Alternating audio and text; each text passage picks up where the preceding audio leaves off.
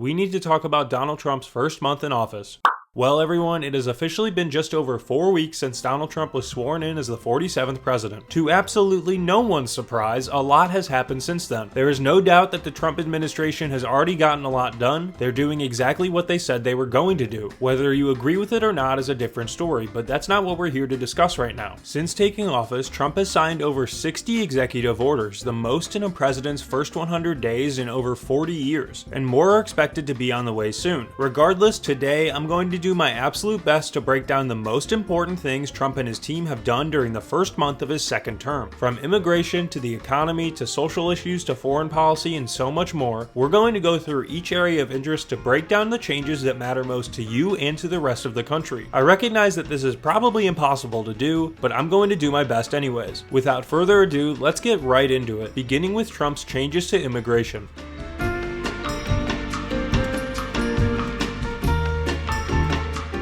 Immigration and border security was a top priority for Trump during his campaign in 2024, and he got started right away on implementing his solutions after taking office. On January 22, 2025, just 2 days after he was sworn in, Trump signed an executive order to declare a national emergency at the southern border. This executive order directed his Secretary of Defense, Pete Hegseth, to deploy additional personnel to the border, including members of the armed forces and the National Guard. Additionally, it directed both the Secretaries of Defense and Homeland Security to finish the wall along the southern border and ensure that the Department of Homeland Security has all the flexibility it needs to operate air missions near the border. That, of course, is far from the only thing Trump has done so far. He also reinstated the Remain in Mexico program from his first term just a day after taking office. The Remain in Mexico program requires all asylum seekers from Mexico to remain there while their asylum claims are reviewed. Trump claims that this will help prevent fraudulent asylum claims. During his first term, this program impacted around 71,000 people. Another thing to note, the CPB-1 app is mostly no more. CPB-1 was an app developed by the U.S. Customs and Border Patrol that allows people to check border wait times, request agricultural inspections, and much more. It also allowed undocumented immigrants to submit information in advance and schedule potential immigration appointments. Those features are no longer available on the app as of January 21st, 2025, and all existing appointments that had been scheduled through the app were canceled. Now let's get to the really big stuff. Mass deportations were a huge part of Trump's immigration policy, and as soon as he took office, he had plans to get these in motion. Just a couple days into his second term, Trump announced that ICE raids and deportations would begin in major US cities. There have been a few bumps in the road for Trump's plan though, with some sanctuary cities like New York refusing to help ICE agents in their raids. To counter this, Trump's Attorney General Pam Bondi has filed charges against the state of New York and other top officials over their immigration policies. Regardless of how that turns out, it's still going to slow down this process a bit. To add to that, the cost seems to be an issue. I've talked about it on this channel before, but deporting a person is not cheap, which by my math makes conducting the largest deportation plan in American history extremely expensive. It's likely that Trump will have to get more money passed through Congress in order to make this happen. From Inauguration Day to February 3rd, the Department of Homeland Security deported nearly 5,700 illegal immigrants. If Trump were to keep at that pace, his administration would be on track to deport half the number of migrants removed during former President Joe Biden's last full fiscal year in 2024. In other words, probably not where Trump wants that to be at right now, but my guess is things will pick up in speed soon. With that in mind, let's talk about birthright citizenship. In Trump's first flurry of executive orders on Inauguration Day, he signed one that would end birthright citizenship in the United States. Now, this is already facing extreme legal challenges, as birthright citizenship is enshrined in the 14th Amendment of the Constitution. Multiple federal judges have already struck this down, and it's very likely that Trump's order will ultimately fail here. Regardless, it felt important to bring up because it demonstrates what he's trying to get done. Those are the biggest changes Trump has made so far when it comes to immigration. There are other changes he's made as well, such as ending certain parole programs for citizens of certain countries who were seeking asylum. As time goes on, the immigration situation will continue to change. For now though, it's time to talk about the economy and deregulation.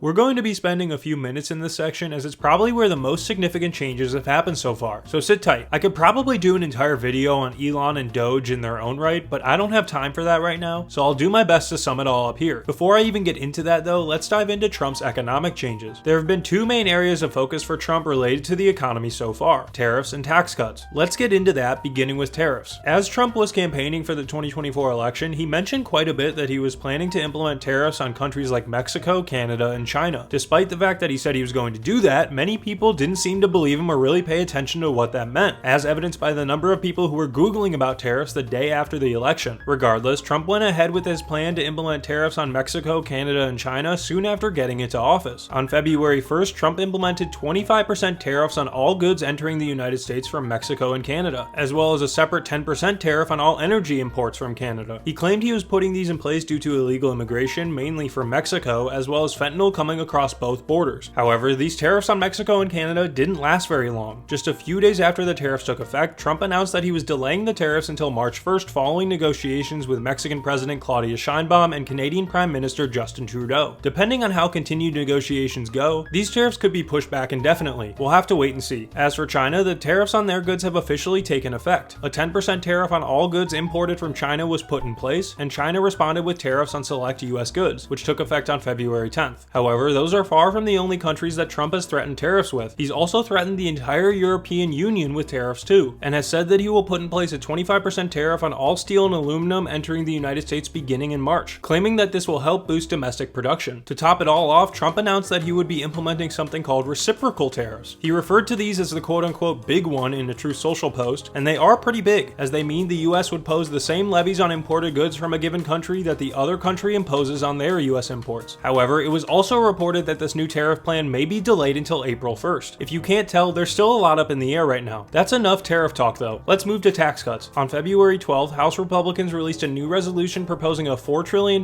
debt ceiling increase while allocating $4.5 trillion in new deficits for the Tax Writing Ways and Means Committee. The proposal includes $4.5 trillion in tax cuts, $1.5 trillion in spending reductions, $300 billion for immigration and military efforts, and a general debt limit increase. If approved, these measures would help Republicans push significant legislation through Congress along party lines. Trump campaigned heavily on making the tax cuts from his first presidency permanent, and he seems to be following in that path. However, it's important to note that this resolution is not final just yet, and it's still possible things will change prior to it being approved and passed through Congress. Sit tight on this one. For now, let's go over all this government deregulation stuff that's been going on. As I already mentioned, there's been a ton of this already, and I could probably do a whole video on this topic alone. Trump appointed Elon Musk to be the head of the Department of Government Efficiency, and since that point, he's supposedly been uncovering boatloads of government fraud and has dismantled things like USAID, the Department of Education, the Consumer Financial Protection Bureau, and much more. But what does that all mean, and why is Trump having Elon do it? Well, their whole goal here is to apparently reduce wasteful government spending. Elon has been consistently outraged about his DOGE findings on X, many of which were already available to the public on usaspending.gov, but that hasn't stopped Elon from gutting many federal agencies, which could have historic impacts. I'm not kidding when I say that this by far is the biggest thing that the second Trump administration has done so far. We're talking about the US pulling its global hegemony back significantly through the dismantling of USAID. Depending on which side you're on, that could either be a good or a bad thing, but there's no doubt that when you reduce aid being sent to other countries, you reduce your global influence as well. This also feels like a good time to mention that a ton of federal staff are taking buyouts from the government right now to give up their current jobs. Basically, the entire federal government workforce is downsizing right now, all in the name of getting rid of wasteful spending and making the government more efficient. There's just an absurd amount of stuff being cut, and it's extremely hard to keep up with. Funding for cancer research has taken a hit. We're seeing medical papers not being published if they include certain buzzwords. The press has been a target after Elon uncovered that outlets like Politico and the New York Times were receiving government payments, and those outlets then had to respond by saying that the government payments were so government staff could have subscriptions to those news outlets. We're just scratching the surface here though, and more is bound to happen soon. However, there could be delays. Multiple federal courts have challenged Trump's early executive orders, and Democrats are slowly starting to call out Musk for what he's been doing. The first DOGE subcommittee hearing basically became Democrats calling out Elon and Republicans fiercely defending him. As Representative Melanie Stansbury of New Mexico said, quote, "While we're sitting here, Donald Trump and Elon Musk are recklessly and illegally dismantling the federal government, shuttering federal agencies, firing federal workers, withholding funds vital to the safety and well-being of our communities, and hacking our sensitive data systems." She also said Musk should testify under oath before the panel. That's enough about Musk though. Remember how I said the courts were challenging Trump's executive orders? Well, we've basically got our current Vice President JD Vance saying that Trump should ignore those. On February 9th, Vance wrote on X, quote, "Judges aren't allowed to control the executive's legitimate power. I'll leave that up to you as to how you want to interpret that." Trump himself also seems to be seeking a more centralized government under the executive branch. On Tuesday, February 18th, he issued an executive order that seeks greater authority over regulatory agencies that Congress originally formally established as independent from direct White House control. The order requires these independent agencies to submit their proposed regulations to the White House for review, asserts a power to block such agencies from spending funds on projects or efforts that conflict with presidential priorities, and declares that they must accept the President's and the Justice Department's interpretation of the law as binding. Anyways, like I said, there's a ton of stuff going on in our government right now when it comes to deregulation. They are drastic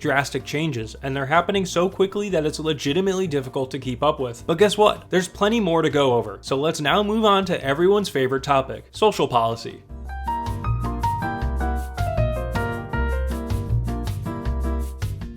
Boy, oh boy, what an exciting, super lighthearted topic. I think we should just jump right in. A lot of the Trump administration's early social policy focus has been on DEI initiatives in the federal government. In the early days of his second term, Trump signed an executive order that banned federal funding for diversity, equity, and inclusion initiatives, where he labeled them as quote-unquote anti-American and quote-unquote reverse discrimination. The results of this are pretty widespread amongst both schools and businesses. Any universities that receive federal funding and have DEI programs must now dismantle them if they don't want to risk being defunded. The same goes for businesses. He has also ordered that all federal DEI workers be put on leave, and his administration ordered the removal of all pronouns from federal worker email signatures, which coincidentally transitions perfectly into our next topic of gender identity and LGBTQ+ rights, with a specific focus on transgender rights. To start, Trump signed an executive order that defines sex as quote biological sex assigned at birth in federal policies, effectively banning transgender individuals from accessing gender-affirming care through federal programs like Medicaid and Medicare. The order also bans transgender students from participating in sports consistent with their gender identity and removes protections for transgender individuals under Title IX, which has led to significant controversy and legal challenges. For reference, at the collegiate athletics level, there were fewer than 10 transgender athletes competing in sports. However, at younger levels, there were and are likely more. But let's dive more into gender-affirming care, or to be more specific, what Trump has done to dismantle that. On January 28th, Trump signed an executive order that imposed significant restrictions on gender-affirming care for both minors and adults. The executive order explicitly bans federal funding for gender-affirming care for individuals under 19 years old. This includes treatments such as puberty blockers, hormone therapy, and surgical interventions. On another note, the Department of Defense has also announced that transgender individuals will no longer be allowed to serve in the US military. But of course, unsurprisingly, there are groups fighting back against all of this. Major medical associations, including the American Medical Association, have condemned the ban. Additionally, legal challenges are underway, with organizations like the ACLU and Lambda Legal arguing that the order violates constitutional rights and federal anti-discrimination laws. With that in mind, let's now pivot significantly to talk about January 6th. Quick one here. Trump has pardoned basically everyone that was charged and/or convicted with crimes related to January 6th, including those who were charged with seditious conspiracy and assault on federal officers. All in all, over 700 individuals were pardoned, including the leaders of both the Proud Boys and the Oath Keepers, both of which are listed as hate and extremist groups by the Southern Poverty Law Center. There are plenty of other things related to social policy that Trump has done so far too. He signed an executive order to eliminate supposed anti-Christian bias in the United States, and appointed evangelical pastor Paula White Cain to lead the newly established White House Faith Office. He signed another executive order to announce the celebration of the United States' 250th anniversary in 2026. There's probably a ton more coming too, but that's enough social policy talk for now. I think we should move to an area where we'll certainly be able to agree on everything together: foreign policy in the US military.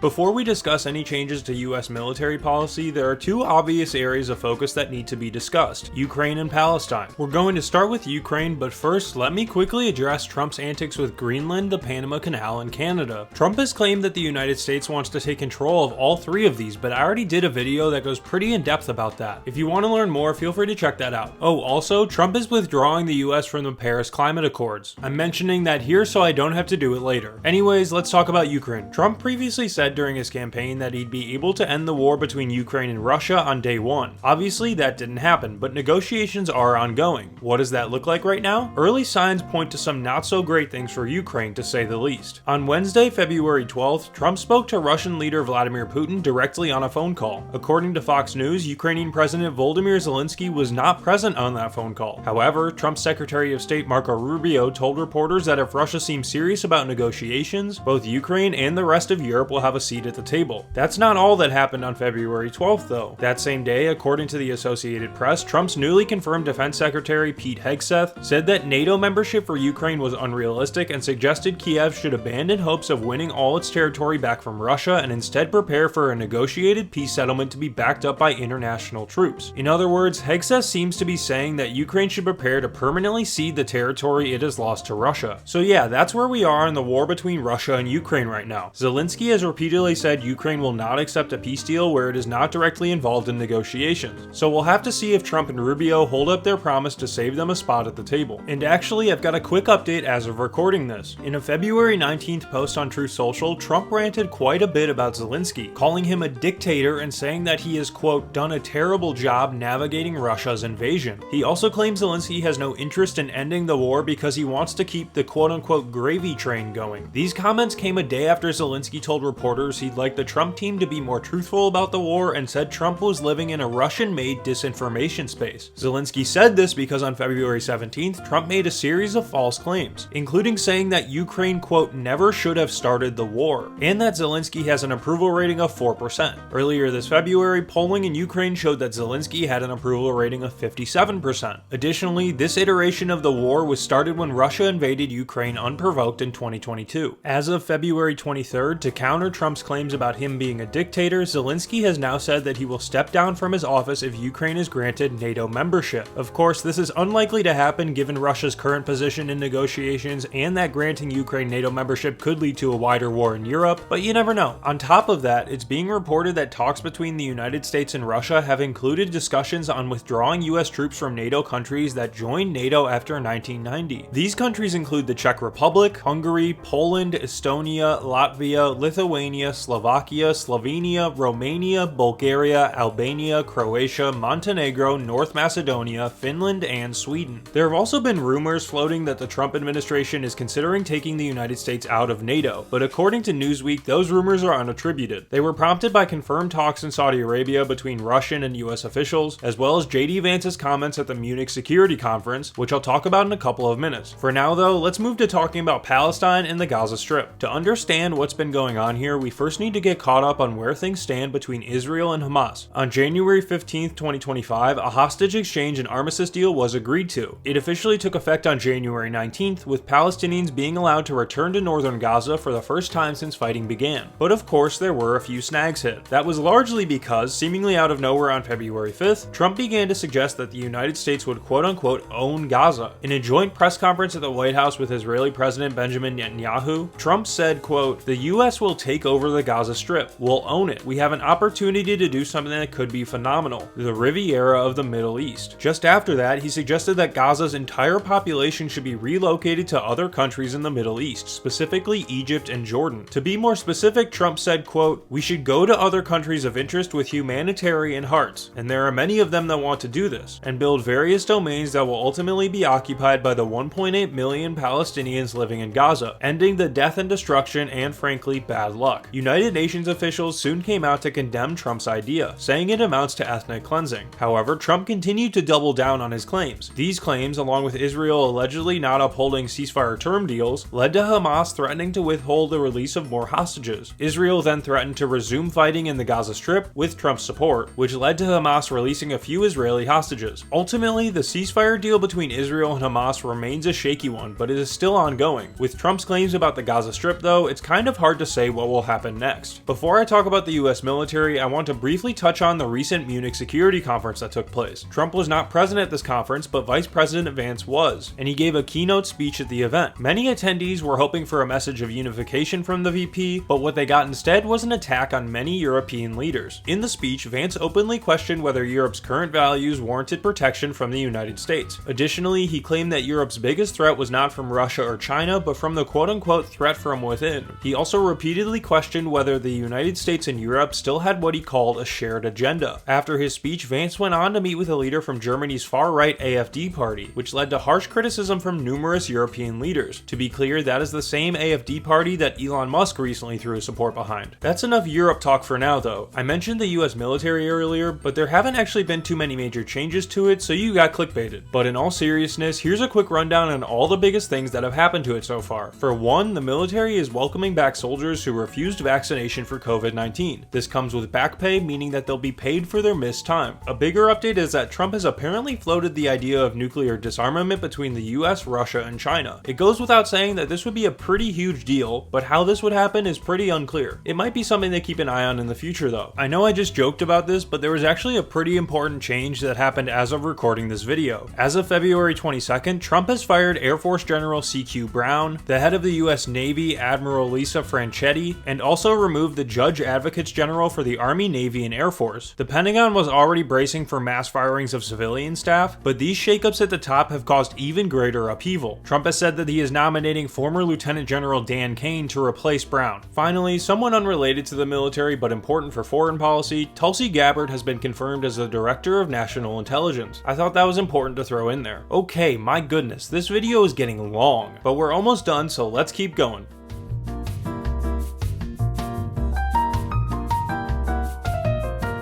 I'm including this section in the video mostly because there's stuff going on that I didn't really know where else to put. As such, it may seem a bit disjointed, so bear with me. First up, let's talk about stuff going on with the press. To begin, the Associated Press has had their access to both Air Force One and the Oval Office limited because of their refusal to use Gulf of America as the name of that body of water. AP claims they are refusing to do so because they do not have a US-only audience, so the White House has reduced their access. Another interesting development, the Pentagon Press Association is seeing certain news organizations rotated out for new ones. Right now, about 24 media organizations operate out of the Pentagon to report on the American military. However, a new memo from the Trump administration said that it would remove the New York Times, NPR, NBC News, and Politico from their physical offices in the Pentagon. In their place, the Trump administration will make dedicated spaces for the offices of the New York Post, One America News Network, Breitbart, and HuffPost. Switching topics entirely, I want to take a moment to highlight Robert F. Kennedy Jr. being confirmed as the Health and Human Services Secretary. He hasn't made any major changes yet, but he did begin to outline his plan in an interview with Fox, saying things like, quote, "I'm going to be a disruptor. I'm not going to let the food industry and the pharmaceutical industry run health policy anymore." He also repeated that he's not going to take away vaccines from anyone, and also shared that he plans to commission studies on things like the long-term effects of marijuana use. There are also reportedly plans to ban the purchase of junk food with food stamps. We don't know a ton about all of this just yet though. Finally, I want to take a couple more minutes to go over new details that have emerged about government downsizing. I mentioned earlier that many key government agencies are seeing employees either resign or be fired. These layoffs have been confirmed so far in the Consumer Financial Protection Bureau, the Department of Education, the Department of Energy, the Department of Health and Human Services, including at the CDC and at the National Institute of Health, the Department of Homeland Security, including at FEMA, the Department of the Interior, which manages national parks, the Federal Aviation Administration, the Department of Veterans Affairs, the Environmental Protection Agency, the Office of Community Planning and Development, which helps rebuild homes after natural disasters, the Transportation Security Administration, also known as the TSA, the General Services Administration, the Internal Revenue Service, the Office of Personnel Management, the Small Business Administration, the U.S. Forest Service, and of course, USAID. My goodness, I am out of breath. After all of that, I think it's time to finally wrap things up.